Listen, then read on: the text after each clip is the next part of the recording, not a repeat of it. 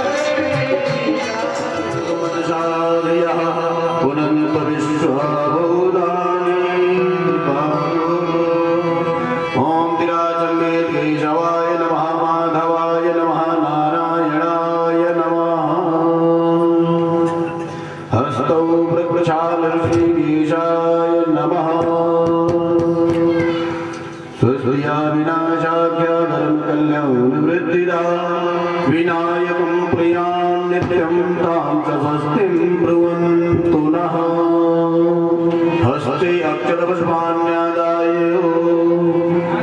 श्रीमद्भागवत महापुराण श्रीव्यासदेवाय ध्यानम् ॐ कस्तूरी तिलकं ललाटपटले वक्षस्थले कौस्तुभं गोपालचूडामणिः ॐ भूर्भुवस्सुवः श्रीमद्भागवत महापुराणाय नमः श्री सुखदेवाय नमः व्यासदेवाय नमः ध्यानं सर्वोपचारार्थे गन्धाक्षरवाणी समर्पयामि तुलसी हेमरूपाचारन्तरूपाच मञ्जरी भौमोक्तिप्रदास्यामि अर्पयामि हरे प्रिया वृन्दारण्ये नमः तुलसी देव्यै नमो नमः पुष्पं पुष्पमालां समर्पयामि धूपं दीपं नैवेद्यं समर्पयामि आचमनीं जलं समर्पयामि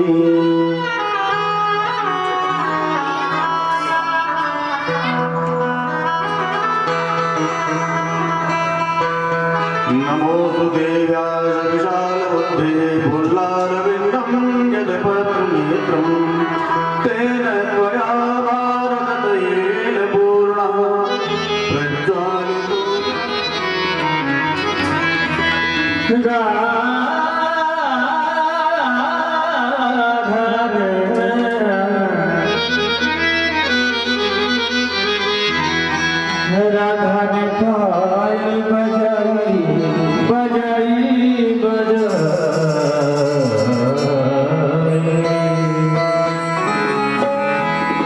हरे राधा ने पायल बजाई दौड़ चले आए कन्हाई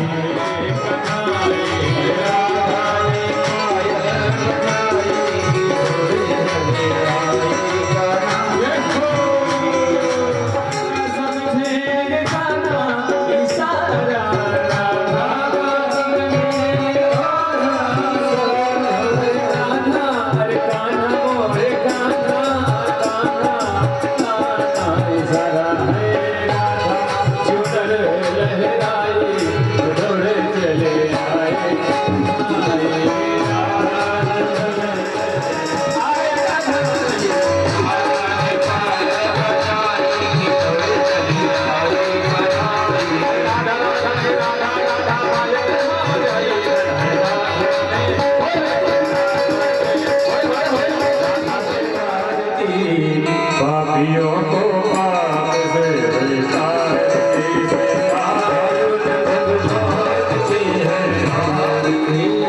पापियों को पाप से आरती भागवत भगवान की है आरती पापियों को पाप से तारती भागवत भगवान की है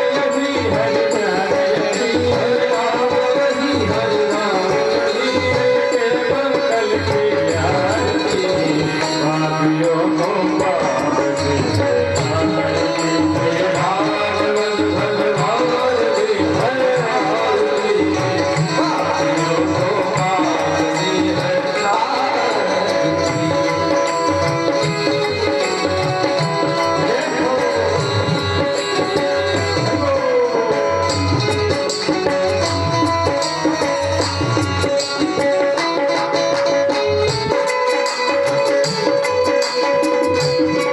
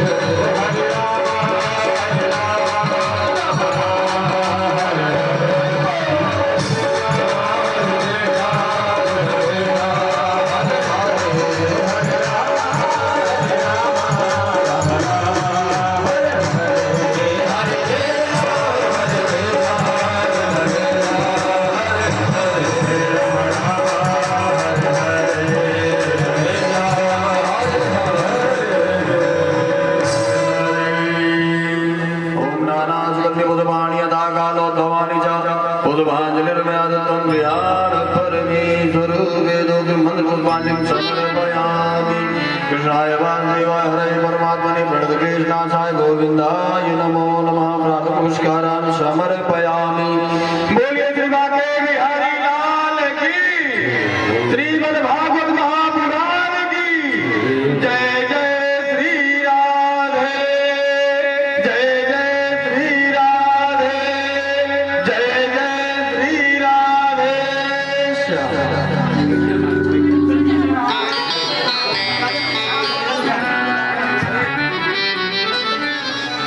बिगड़े काज बनाइए,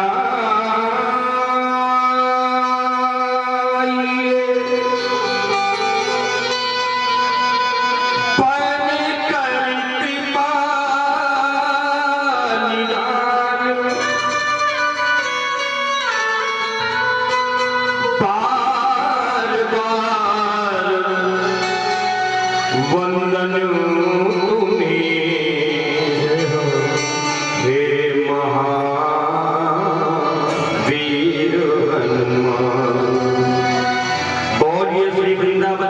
बिहारी सरकार की जय हो, राधा रानी की जय हो, सतगुरुदेव भगवान की जय हो, श्रीमद् भागवत महापुराण की जय हो।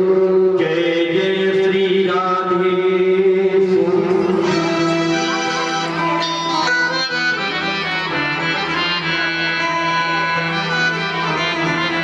आइए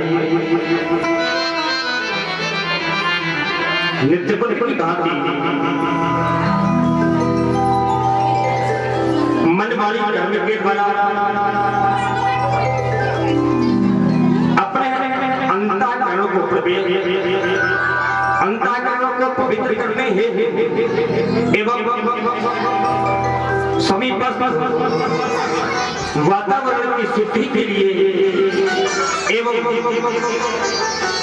कलयुग के कलमश को धोने सभी लोग पूर्ण तन्मयता के साथ, पूर्ण समर्पण के साथ भगवत नाम संकीर्तन में सम्मिलित होते हैं। संकीर्तन में नारी सेवा करते हैं। सभी लोग साथ साथ गायन भी करेंगे। मेरा मुरली मनोहर,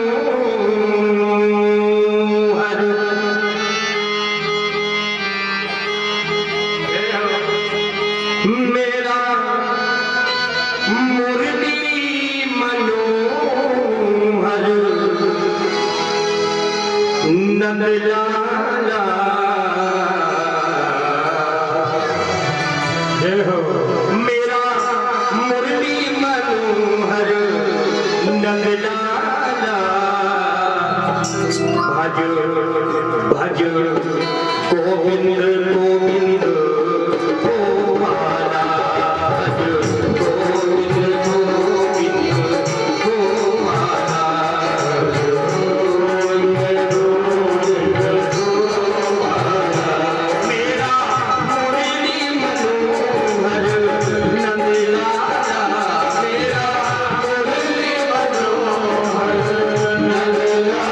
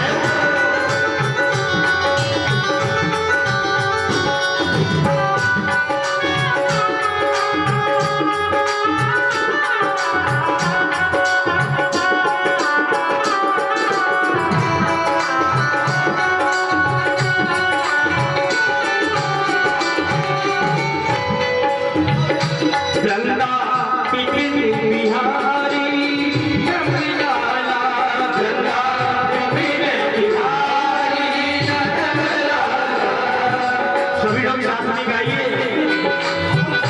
चंदा पिपरी बिहारी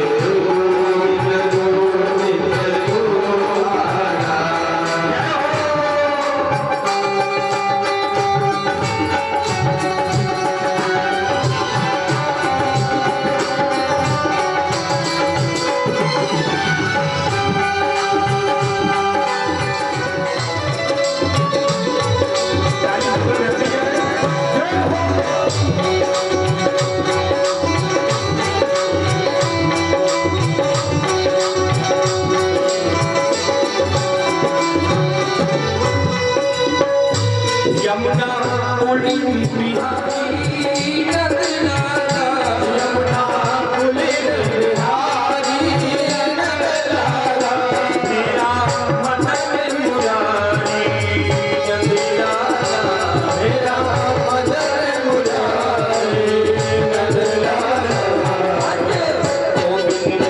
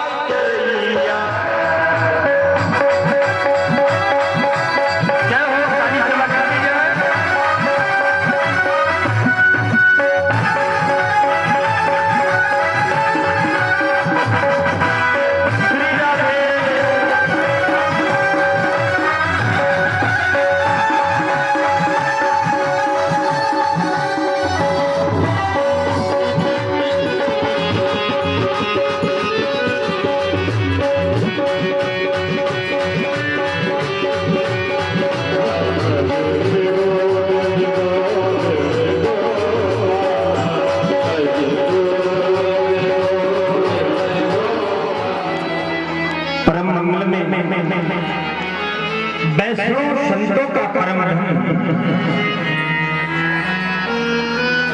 श्रीमद् भागवत महापुराण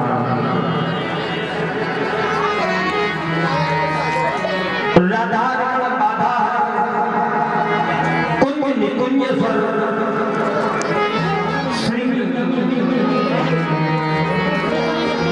श्री राधा रानी की बहुत बड़े भाग्य से भगवान की कथा श्रवण करने का सुख अवसर प्राप्त होता है।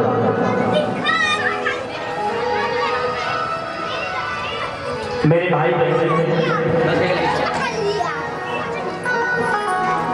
किस प्रकार से भगवान ने माखन चोरी और लीला करके गोपियों के साथ में रात रचाया है। ये गोपियां हैं कौन? तो विद्वान लोग अपने अपने भाव देते हैं। गोपी इंद्रिय कृष्ण रसम पिबती सा गोपी तो दंडक भाई के संतों ने देखा वातावरण है आज शरद पूर्णिमा की रात है। भगवान यमुना जी के किनारे खड़े हैं। शरद पूर्णिमा के प्रकाश में बालुका के कण है जो यमुना जी के किनारे बालुका है। बालुका के जो कण हैं वो कण चांदी की भांति चमक रहे हैं चंद्रमा के प्रकाश में। सुंदर शीतल समीर प्रवाहित हो रही है।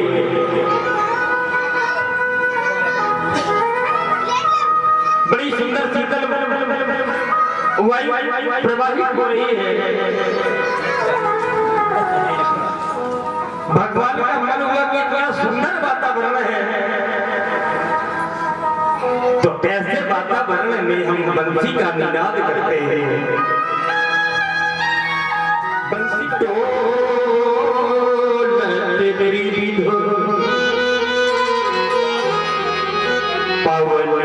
सुखदाई है। लखिता प्रमुदित है यदुराई। तीन जगह से टेढ़े होकर के भगवान बंसी बजा रहे हैं। तेरे भंगे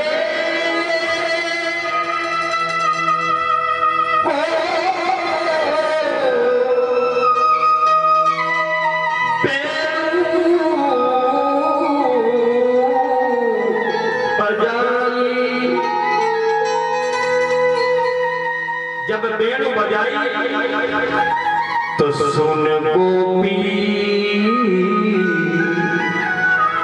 आतुर हो धार।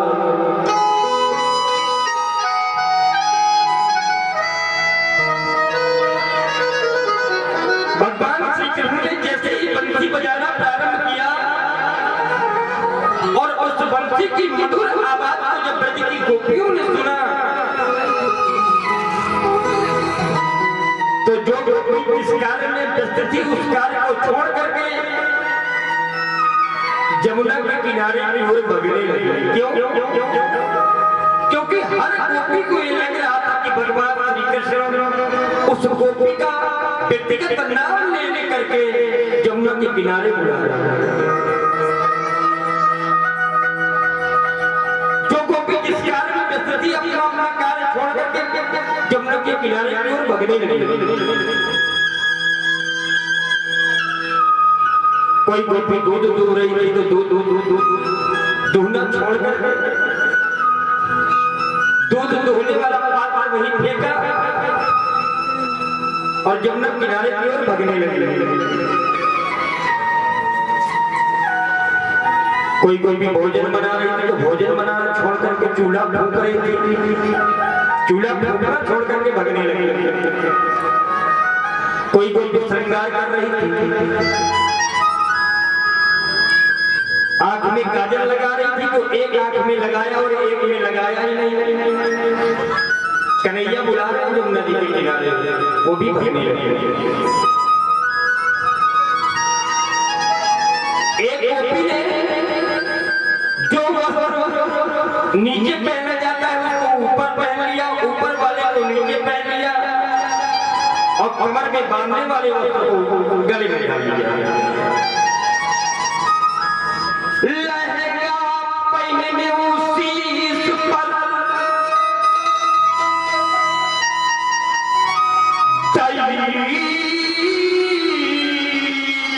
चुनरी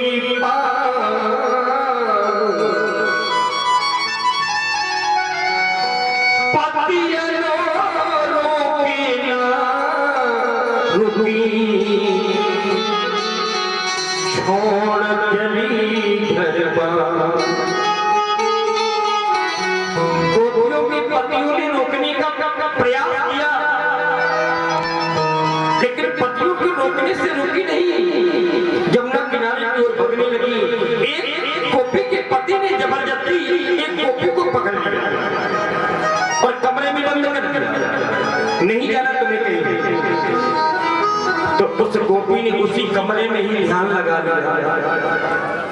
उस गोपी ने कहा कि आप मेरे शरीर को रोक सकते हैं पर मेरा मन तो मेरा गोविंद के पास में है, आप मेरे मन को नहीं रोक सकते हैं।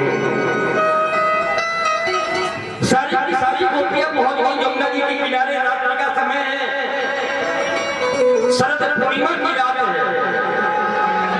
सारी की सारी गोपियां जमुना के किनारे पहुंच गई तो भगवान श्री कृष्ण को घेर करके खड़ी हो गई। तो भगवान श्री कृष्ण कहने लगे, गोपियों आप लोग मेरे पास में आई हैं तो मैं आप सबका स्वागत करता हूँ। स्वागतम ओ महाभागा,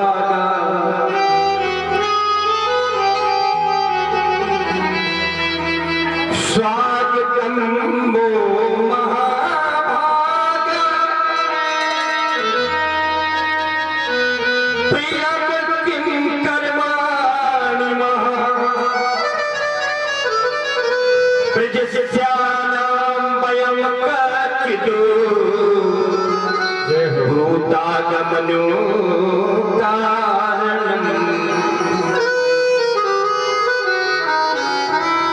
भगवान कहते हैं गोपियों, मैं आप सभी का स्वागत करता हूँ,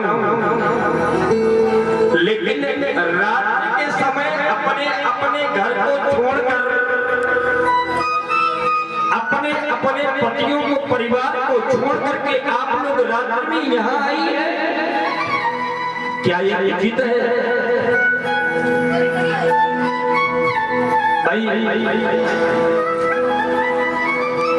घर के संरक्षक की आज्ञा के बगैर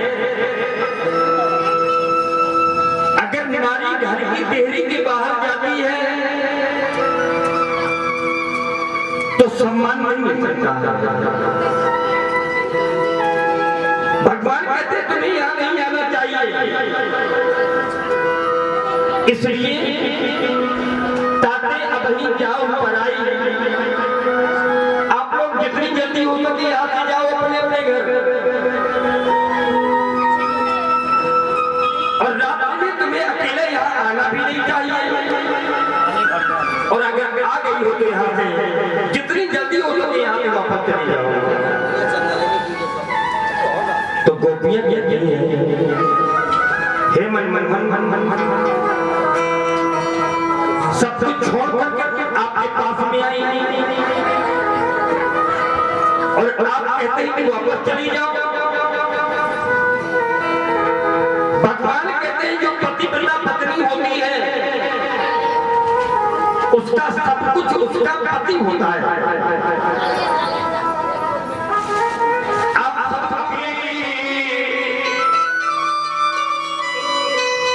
नवोदया सपत्नि पतिव्रता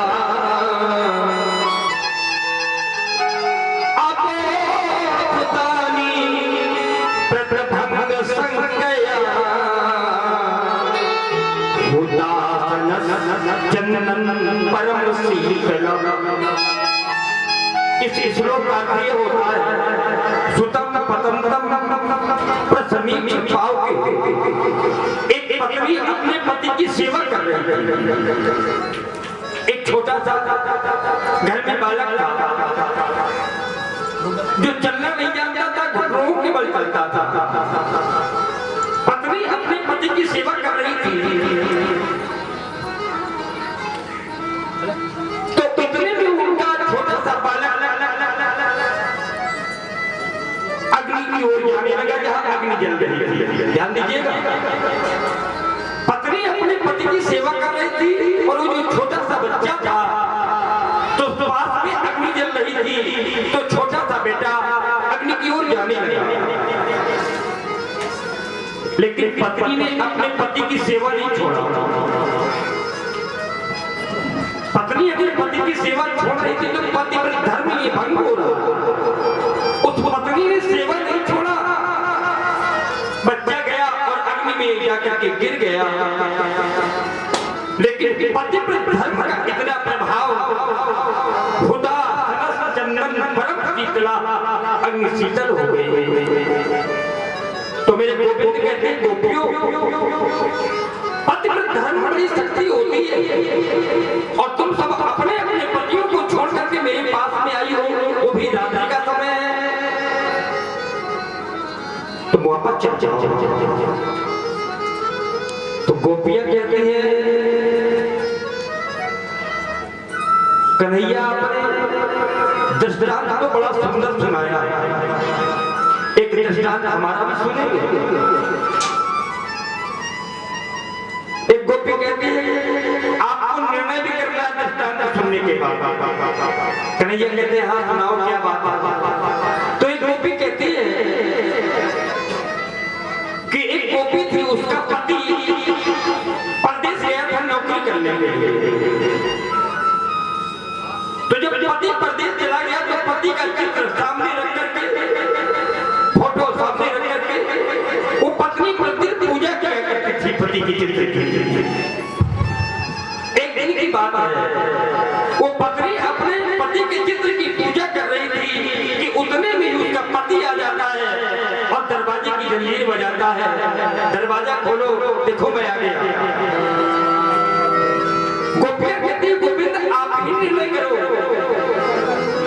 कि उस पत्नी को चित्र की पूजा करना चाहिए, ये जाकर के पति के लिए दरवाजा खोलना चाहिए।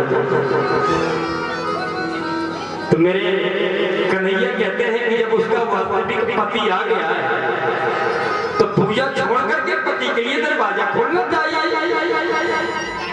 तो गोपियां कहते हैं निर्णय आपने कर दिया, जिन पतियों को छोड़ करके आई है वो तो सांसारिक पति है, लेकिन जिस पति के पास में आई है ये पति तो हमारे जगत पति है। ऐसा पर मैं क्या करूं जो जन्म में मर जाए,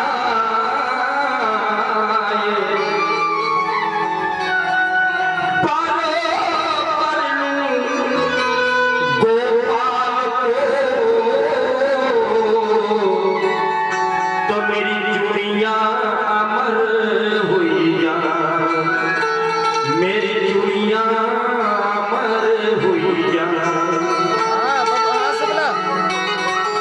इसलिए सब कुछ छोड़ करके आपके पास में आ गई है और आप कहते हैं कि संसार में बदनामी होगी, संसार के लोग क्या कहेंगे? तो संसार के लोगों का कोई डर नहीं है। क्यों? क्योंकि लगन तुमसे लगा बैठे, लगन तुमसे लगा बैठे, जो होगा देखा जाएगा। लगन तुमसे लगा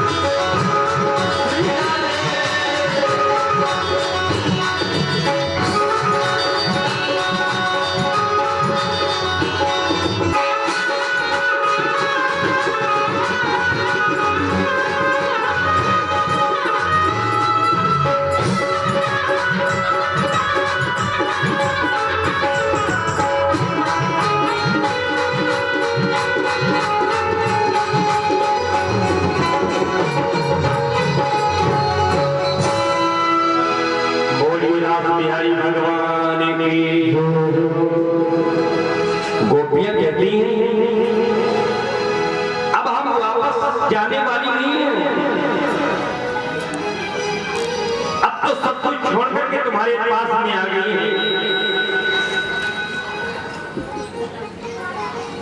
मीरा ने कहा था, संसार के लोगों ने कहा था कि मीरा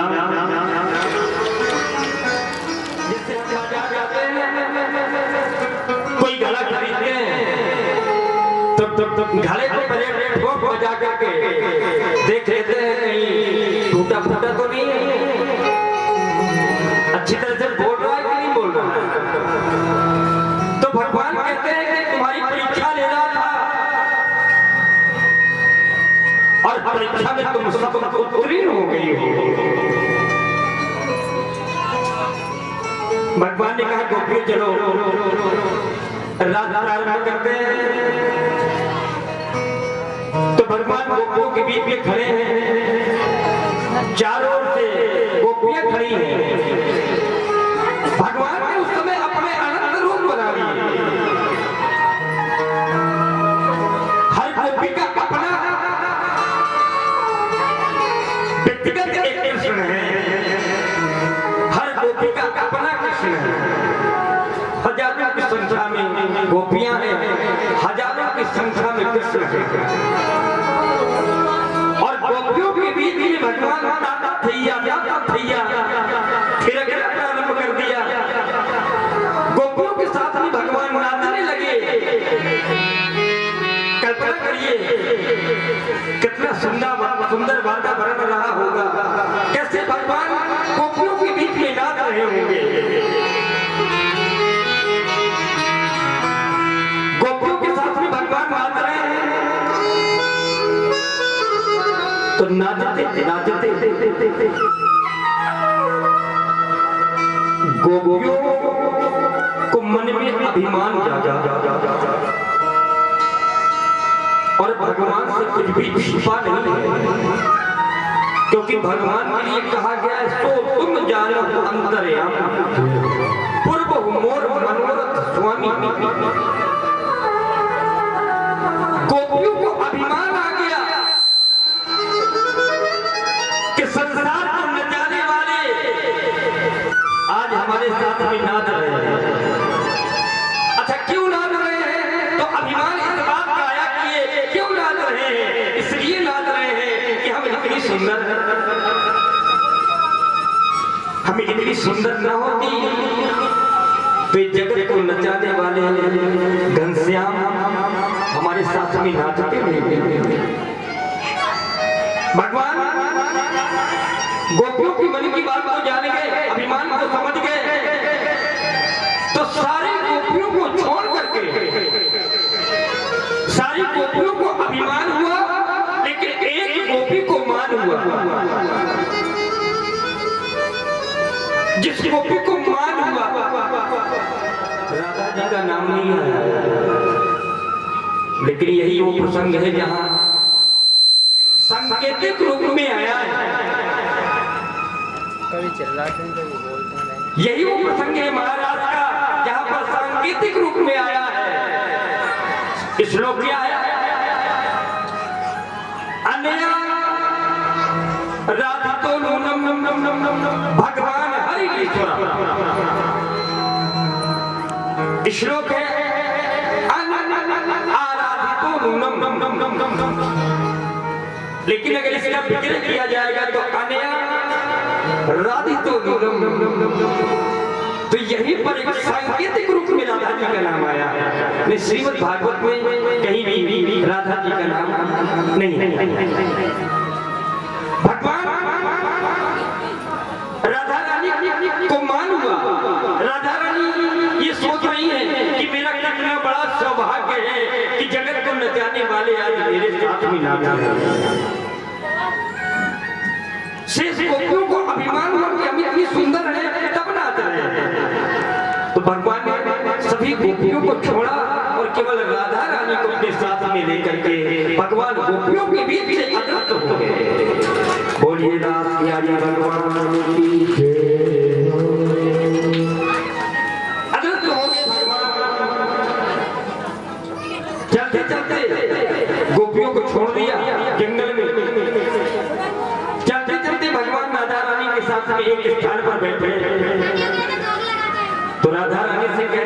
राधा थक गई हो क्या? तो राधा रानी ने कहा हाँ थक गई हूँ। भगवान ने कहा कि कंधे में बिठा ले तुम्हें, अपने कंधे में बिठा ले। तो राधा रानी कहती है कि बिठा ले तो अच्छा रहेगा। तो भगवान ने सोचा कि इसको भी अभिमान है, ये मेरे कंधे पर बैठना चाहती है। तो राधा रानी को भी वही छोड़ा और अदृश्य हो गए। गोपियां भगवान को खोजते खोजते उस स्थान पर पहुंच गई जहां पर राधा रानी थी। भगवान को ढूंढती हुई गोपियां विलाप कर रही हैं और कह रही हैं कि हे नंदनंदन, हे मनमोहन, आपके लिए सब कुछ छोड़ करके आई हैं और आप इस प्रकार से हमें छोड़ करके चले जाएंगे, हमने कभी सोचा नहीं था। हम वापस अपने घर भी नहीं जा सकते हैं। इसलिए हे मनमोहन, आप हमारे समीप में आ जाइए। गोपियां उसी प्रकार से भगवान के विरह में तड़प रही हैं जैसे जल के बिना मछली तड़पती है। मणिधारी सर्प के मस्तिष्क से अगर कोई मणि निकाल लेता है तो मणिधारी सर्प भी वो व्याकुल हो जाता है। गोपियां जंगल में घूम रही हैं, कभी बच्चों से पूछती हैं, कभी पशु से पूछती हैं। हे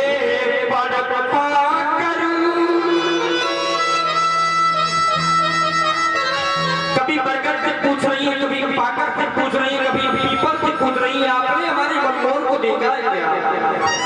रो रही है। हे पीपल बोलो नंदलाल हमारे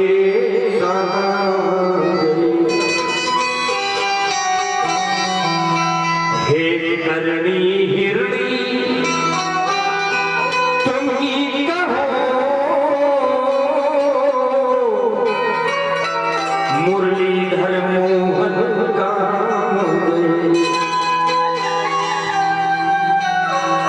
फिर रात के अंधेरे में आवाज लगाती है, बल्कि बीचों बीच से आवाज लगाती है, मनमोहन आप कहाँ हो? बेपीर बने मत मनमोहन, हम व्याकुल अश्रु बहाती हैं, अपराध हमारे क्षमा करो, कर जोड़े शीश झुकाए। आ जाइए। कभी बरगद से पूछती है, कभी पीपल से पूछती है। ढूंढते ढूंढते गोपियां उस स्थान पर पहुंच जाती है जहां पर एक तुलसी का पौधा लगा हुआ था। गोपियां तुलसी से पूछने लगती है, तुझको तो कन्हैया बड़ा प्रेम करते हैं, जब तक तुमको सम्मिलित नहीं कर लेते हैं तब तक भोजन भी नहीं करते हैं। तुम तो उनकी प्रिया हो। क्या तुमने हमारे मनमोहन को देखा है? तो इतने में हवा चलती है तो तुलसी का पौधा हिलता है। तो एक गोपी कहती है कि देख देख देख, बहन कह रही है कि मैं नहीं बताऊंगी। अरे ये क्या बताएगी? ये भी तो हमारी सौतन लगती है। गोपियां वन में भगवान को खोज रही है, व्याकुल होकर के घूम रही है और अंत में कहते हैं कि अगर आप हमारे सामने नहीं आते हैं मनमोहन, तो आपके लिए एक गीत गा रही हूं। श्रीमद् भागवत में बहुत सारे गीत हैं, लेकिन गोपियों ने महाराष्ट्र में जो गीत गाया है इसको गोपी गीत के नाम से सभी लोग जानते हैं।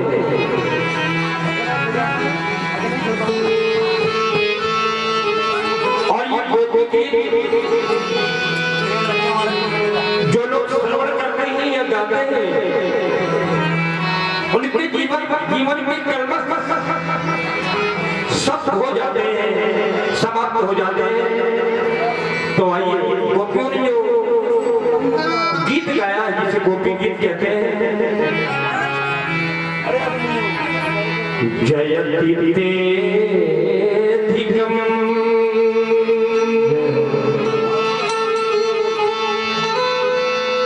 जन्मना प्रजा श्रयत इंदिरा सरस्वती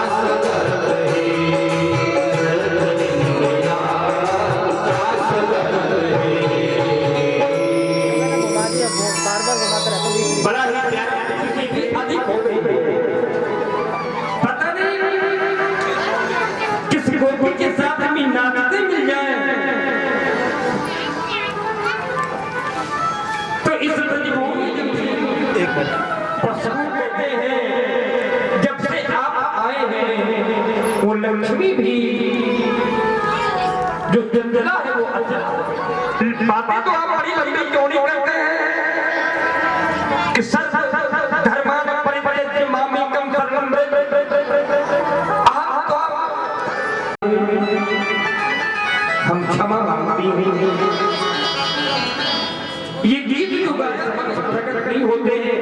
नहीं आते हैं तो इसी यमुना में कूद करके हम अपने प्राणों का विसर्जन कर देंगे।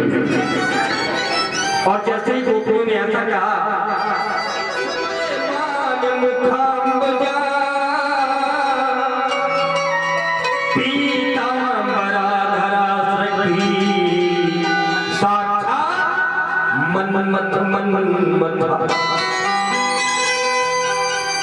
गोपियों ने जैसे ही कहा कि अपने प्राणों का विसर्जन कर देंगी यमुना में कूद करके, तो उसी समय साक्षात मनमथ मनमथ माने कामदेव, मनमथ के मन को मथने वाले मेरी मनमोहन गोपियों के बीच में प्रकट हो गए। बोलिए रास बिहारी भगवान की जय।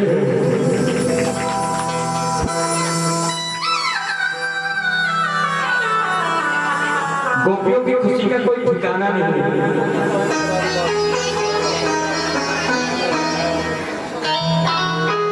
गोपियां प्रसन्न हो गई, भगवान को घेर के खड़ी हो गई। कोई गोपी भगवान के चरण दबा रही है, कोई गोपी भगवान के हाथ दबा रही है, कोई गोपी भगवान को पंखा कर रही है।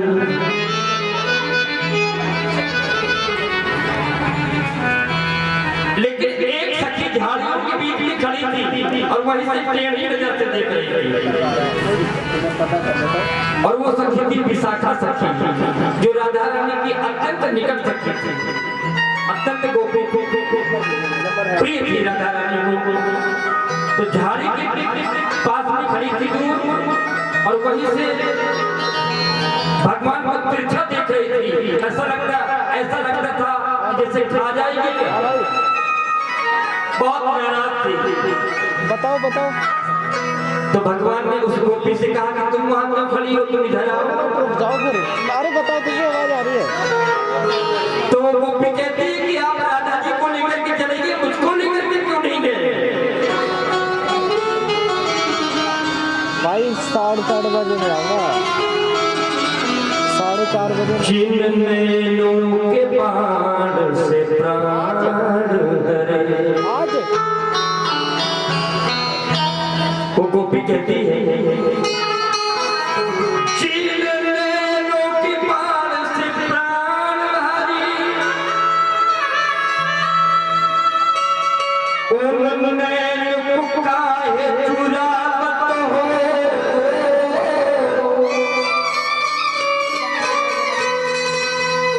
जिन नैन की रीति से प्रीति करी, बन रीति काहे दिखावत हो।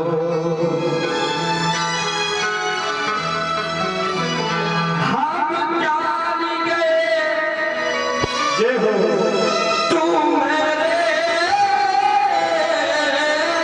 मन की, तुम औरत से नेह लगावत हो। कर तुमरे जिया वाही बसी, तो हमरी लसी क्यों लगावत।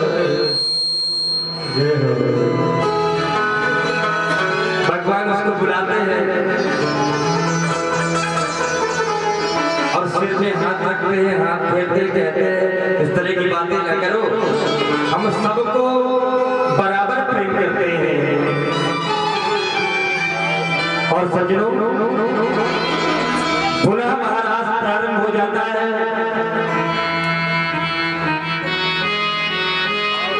गोपियां भगवान को घेरे हुए खड़ी हैं और हर गोपी का अपना अपना कृष्ण है। और उन गोपियों के बीच में भगवान रास बिहारी मेरे बांके बिहारी नृत्य करना प्रारंभ कर देते हैं। सभी गोपियां नाच रही हैं और भगवान भी नाच रहे हैं। हर गोपी का अपना अपना कृष्ण है। वृंदावन में महारास होने लगा। आइए हम सभी भी उस महाराज में सम्मिलित होते हैं। गोकुल में देखो जय हो वृंदावन में देखो बंसी बाजे रे। गोकुल में देखो वृंदावन में देखो बंसी बाजे रे। श्याम